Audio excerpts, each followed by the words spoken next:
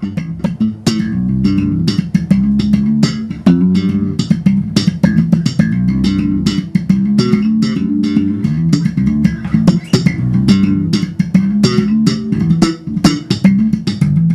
up, y'all? This your boy J Ross down in the basement at www.jrosstv.com. Y'all hanging out with my cat Brandon Hamilton, y'all. Back in St. Louis, y'all, from Atlanta. Come home to chill for a weekend. Grammy nominated super producer, y'all. Yeah. What's up, B? What's happening with you? Brandon Hamilton, folks call me Blue. I love J Ross TV. Oh yeah, oh yeah. What's up with you, big dog? Come home to the Lou. Man, it's cool. I just came back to visit the family. Had some good time with some good people. Yeah. All right, so let's get to it then. What's happening down in Atlanta? I see you in magazines and all over the TV. What you doing down there, boy? Hustling. That's what I'm doing down there. Yeah. It's been good. Just working on a lot of records. Been recording a lot of albums and mixing and playing instruments on albums and writing songs, and it's been fun. Well, you know what? It's kind of lucky you left St. Louis and walked right into that $1 million job. Hey, but on a serious tip though, like cats that want to be musicians and want to stretch out and want to take that chance, explain to them what you had to do just to get going, man.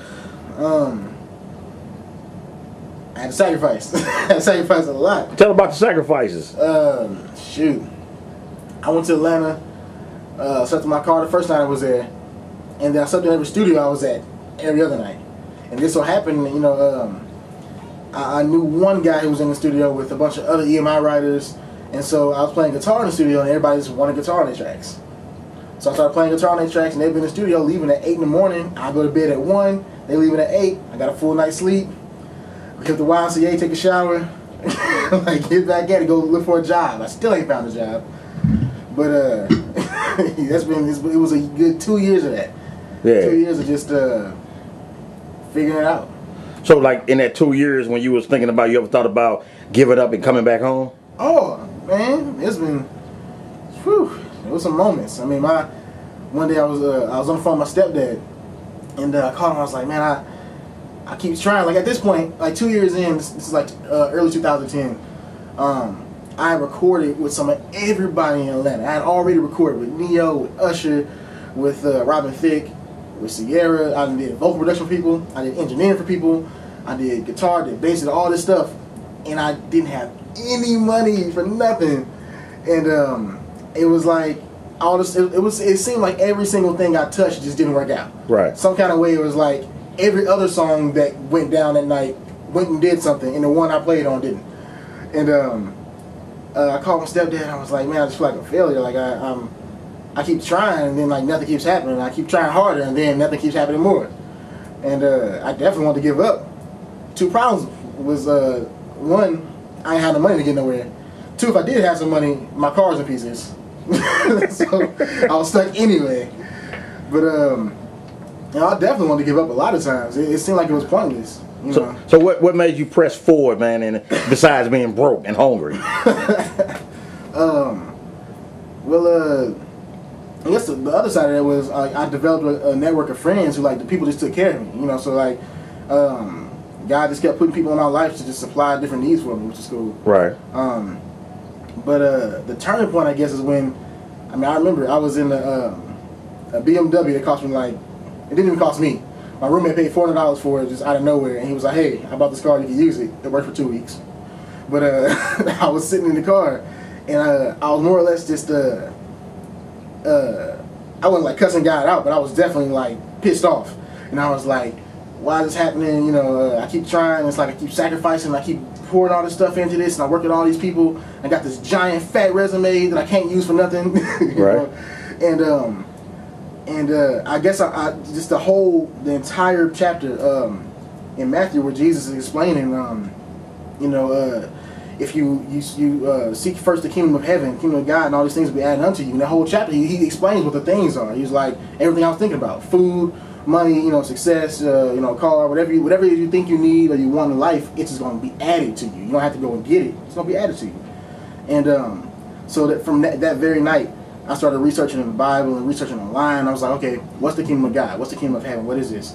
And I didn't realize Jesus explained that 1,000,000 times in the Bible. So I started looking for it. Literally, I was literally looking for it at the Kingdom of God. Right.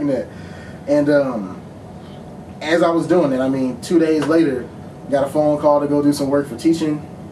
And teaching, I mean, goodness, I teach at Bass-ment Studios. Right now, I teach just the students I like to teach. So I teach about like a day and a half a week. But I mean, I was getting paid more money than I needed to even pay rent and buy a car just from teaching. Right. I had 3 students. Ridiculous. And after that, just more stuff. Everything I wanted kept getting added to me. I never had to go out and fight for nothing. Didn't have to go out and earn anything. I still haven't earned anything. Everybody on staff up there has 2 degrees at least. 2. I got 0. They got years and years and years of experience, you know. And I never had to earn it. Nobody ever had to qualify for me or anything. Like, every time I went somewhere, a guy was like, disqualified me before I even got there. Yeah. But that was a turning point, you know, me having that realization that I was seeking and literally like sacrificing all my time for all this music stuff and to all these people that did music, and I wasn't doing that for God at all, not even a little bit. And when I did, I didn't have to fight for nothing. I still don't have to fight for nothing. People just come out of nowhere to pay me, you know, and come out of nowhere to just see me do well. And you can't buy that. Ain't no other way to get that. Yeah, once again, y'all, we down in the basement with Brandon Hamilton, Bassy Blue. Check him out on Facebook, on the website. Anywhere you look, he gonna be there. But you was talking about like having a degree, and you didn't have one, and people have others. But so, would you say that the majority of the people that do engineering, production work, and all that don't have degrees? Most of the ones I know, they don't. Yeah. However, they're extremely smart people. And they do research, they study. These folks work harder than you even know. Right. These folks work. And education is serious. But in terms of like college degrees, there's some stuff you're just not gonna pick up that they ain't gonna teach in college. You know, there's some stuff they don't even know how to teach. Some stuff you can't teach. You can't teach hustle. You know, you can't teach they don't teach etiquette. They don't teach things like that in college, usually. You know, but how you deal with people, how you interact with people, is everything. I mean, it's a people business. You know, it's not what you know, it's who you know. So